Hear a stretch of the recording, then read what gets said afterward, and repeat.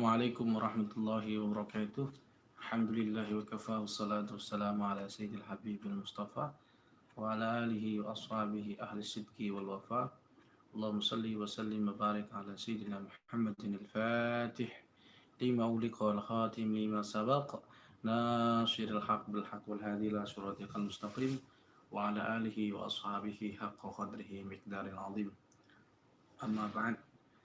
تحصنت بذي العزة والجبروت واعتصمت برب الملكوت وتوكلت على الحي الذي لا يموت اللهم اصرف عنا هذا البلاء والوباء وقنا شر الداء بلطفك يا لطيف يا خبير إنك على كل شيء قدير. Amma ba'd. Baik. Pada kesempatan kali ini langsung saja saya mohon maaf ya, ini rambut saya gondrong karena memang sudah 2 minggu ini, mulai tanggal 4 kita keliling Jawa Barat belum pulang 2 minggu, jadi belum sempat potong rambut juga. Pada video kali ini saya di request sebagaimana kemarin kita di Kabupaten Bandung, ketika di Kabupaten Bandung, ya ini di Pondok Pesantren Darut Taubah, itu di sekitar kompleks Darut Taubah itu ada di Saritem, letaknya di kota Bandung. Dan saat ini saya juga lagi di Kabupaten Bandung Barat, tepatnya di Hotel Mason Pin. Dan ini kita mau perjalanan ke Cianjur, dan saya mengesempatkan untuk menjawab pertanyaan. Dan saya mohon maaf, video ini akan saya buat agak lebih cepat karena saya sudah ditunggu panitia. Panitia sedang nunggu di sini. Ini saya sedang di Hotel Mason, terus mereka mohon maaf ya, mereka tunggu di sini. Tuh dia sebentar, kuncinya mana ini? Allahu Akbar. Itu mereka. Mereka di sana. Itu ada Mbak Wadani, dan sebagainya. Lagi nunggu saya.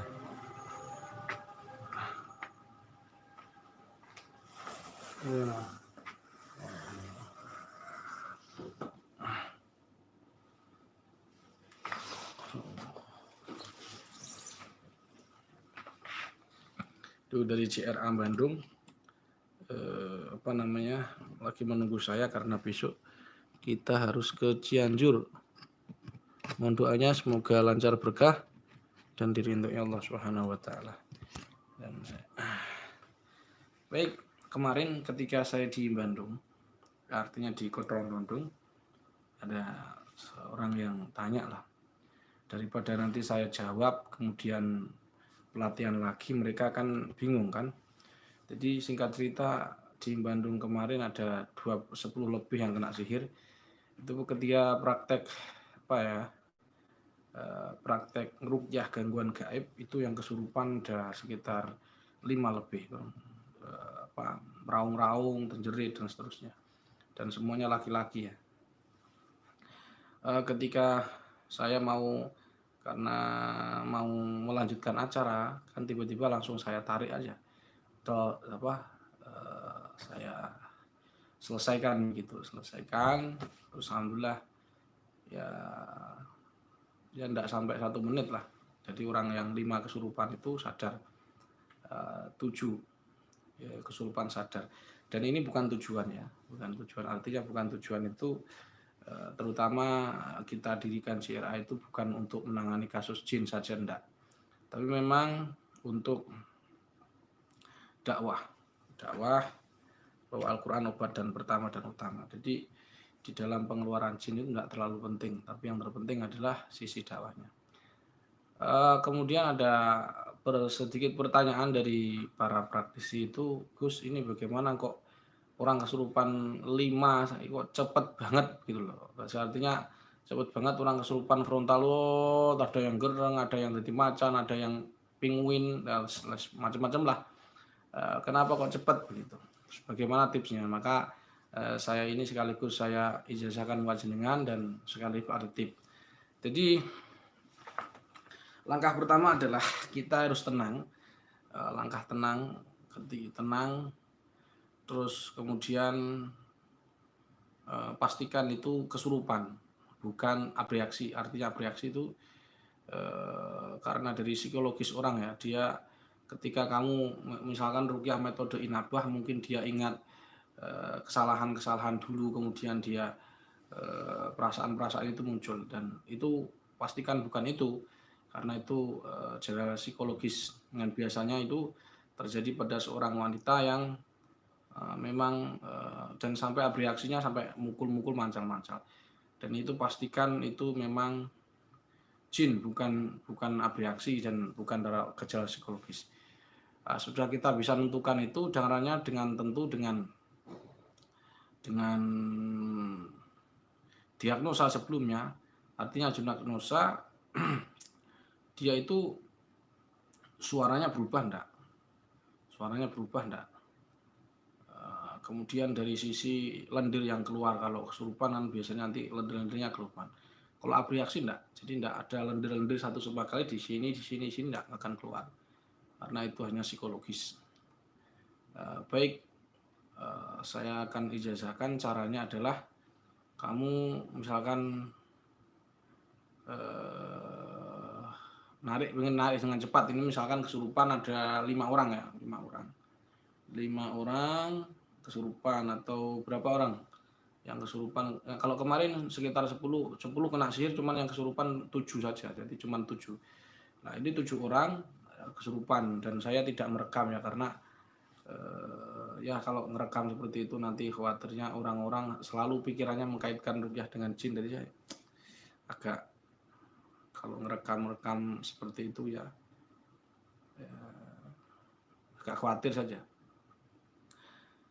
Posisikan mereka yang 5 ini, misalkan lihat yang kesurupan 5, kamu harus siap-siap. Berarti siap-siap bacanya seperti biasa, bacanya cukup kamu relaksasi aja dulu, tarik nafas, keluarin mulut, baca hamdalah, sholawat. Saya ulangi, hamdalah, sholawat, terutama sholawat Ibrahimiyah.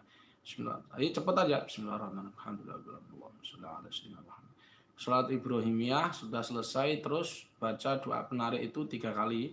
Kemudian niat menarik dengan teknik isyarah, bisa dengan teknik mubasyarah langsung bisa, jadi langsung ditarik di sini atau ke bawah juga boleh. Jadi dari kepala ke bawah seperti mau ditarik ke sini bisa. Itu cuma isyarah saja. Jadi dari tepari sini bisa, ditarik sini bisa, tarik jarak jauh juga bisa. Bacaannya hamdalah, sholawat, terus doa penarik, inna waliyallahu alladzi nazzalal kitaba wa yatawallas shalihin aina matakunu yati bikumullahu jami'a innallaha ala kulli syai'in qadir. Itu diulang 3 kali, kemudian ya Allah jadikanlah dengan izinmu bacaan Quran ini menyembuhkan bi'idznillah, dengan kekuasaanmu, karena tarikan Qurannya itu bukan tidak menyembuhkan, tarikanmu juga tidak bisa mengeluarkan jin. Ini hanya upaya saja, yang mengeluarkan jin Allah Ta'ala, bukan kita. Jadi kita pasrahkan ke Allah, ya Allah jadikanlah tangan hamba ini sekuat, ada kekuatan dengan izinmu untuk menarik semua gangguan yang ada dalam tubuh marki atau orang kesurupan ini, amin. Jadikan ya Allah, amin. Innama amruhu idza arada syai'an ayyakuna lahu kun fayakun. Subhanalladzi biyadihi malakutu kulli syai'in wa huwa. Niat aja langsung narik innama. Itu sudah tidak baca, langsung aja tarik nafas. Nah, terus kita narik, langsung tarik aja. Terus ya keluarkan bisa jadi dikeluarkan, sebutkan namanya yang kamu tuju, misalkan ke Alas Roban, Alas Purwo, itu terus kamu doa Yasin ayat 9 sebagai benteng supaya energi negatif yakni jin itu tidak masuk lagi, dengan cara ketika dikeluarkan seret kamu baca waja'alna min baini aydihim sadda wa min khalfihim saddan fa aghshaynahum fahum la yubsirun. Ingat saja biar tidak kembali begitu. Pertanyaannya apakah mungkin kembali? Ya sangat mungkin, karena tergantung orang yang kesurupan. Kalau dia mentalnya lemah, sepersekian detik akan kembali. Jadi itu bukan salah metode. Sekali lagi itu bukan masalah metode, tapi itu masalah psikologisnya orang ini. Karena maksudnya mentalnya dia itu. Jadi portalnya sangat, bolongnya terlalu besar, sehingga ketika kamu tadi gini keluar masuk lagi sepersekian detik. Nah seperti itu. Tapi intinya untuk umum bisa dipraktekkan cara seperti itu. Mudah-mudahan. Jadi saya ulangi, alhamdulillah sholawat Ibrahimiyah cepet aja. Contoh saya praktekkan ya. Bismillahirrahmanirrahim.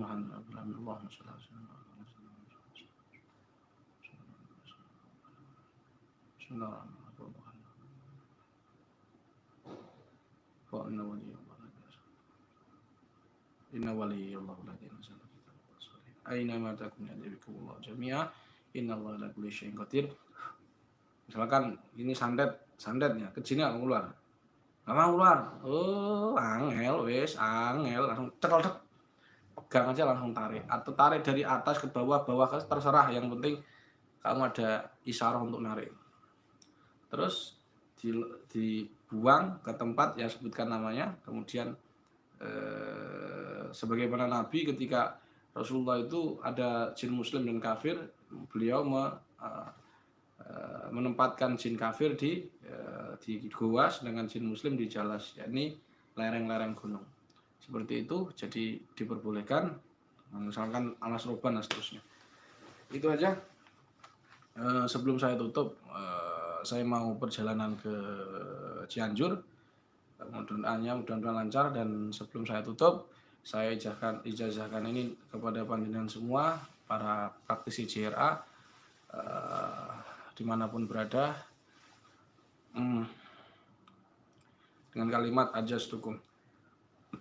Baik, sebelum saya tutup, saya mau beri silakan ada pertanyaan, mudah-mudahan bisa terjawab. Saya beri 3 pertanyaan.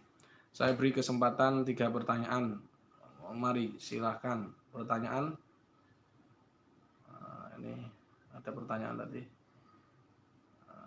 Gus, ijazah di Malang. Jadi begini, ijazah JRA itu tidak berdasarkan kota. Saya ulangi, ijazah JRA tidak berdasarkan kota.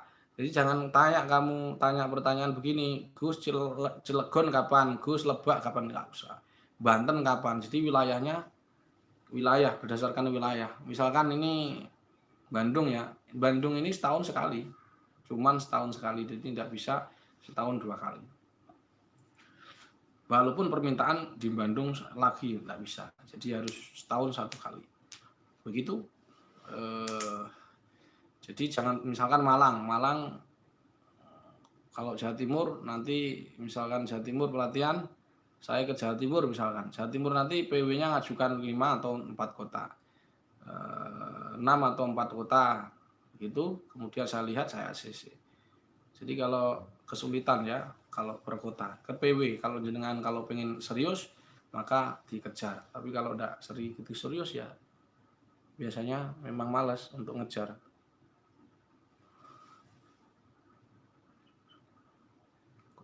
Menyampaikan asal narik bisa tertarik juga. Apa sih? Saya pertanyaan. Ya, luar negeri, bagaimana solusinya? Oh, jajahan luar negeri banyak itu oh ini salah paham ini narik sukmanya, enggak lah, salah paham. Bukan begitu maksud saya. Orang itu kalau kesurupan kadang-kadang sukmanya ketindih, jisimnya jin. Gus ada permintaan ijazah, ya gampang, telepon saya, ijazahan. 1 sudah terjawab, 2 dimakan atau diminum. Ini Gus gimana cara menghancurkan bubul sihir yang medianya dimakan atau diminum. Nah ini jelas belum baca 99 prinsip JRA. Di situ sudah ada. Jadi kalau bukulnya bukul dalam dimakan, maka ruqyahnya dengan detoksifikasi, di apa ya namanya, dihancurkan dengan bidara, boleh kelor birih dibacakan ayat pembatal sihir karena sudah dimakan di apa namanya, dimakan misalkan mahabbah ya kan, pakai air, maka nanti kalau dibiarin asam lambung atau ginjalnya kena seperti itu. Jadi di 99 prinsip itu sudah saya terangkan, berarti sampean mungkin lupa gak baca. Wallahu a'lam. 2. Usia 12 tahun boleh ikut ijazah? Ya boleh lah, ada yang 2 tahun. Alah, siapa ini? Hernia, hernia itu hernianya anak usia berapa?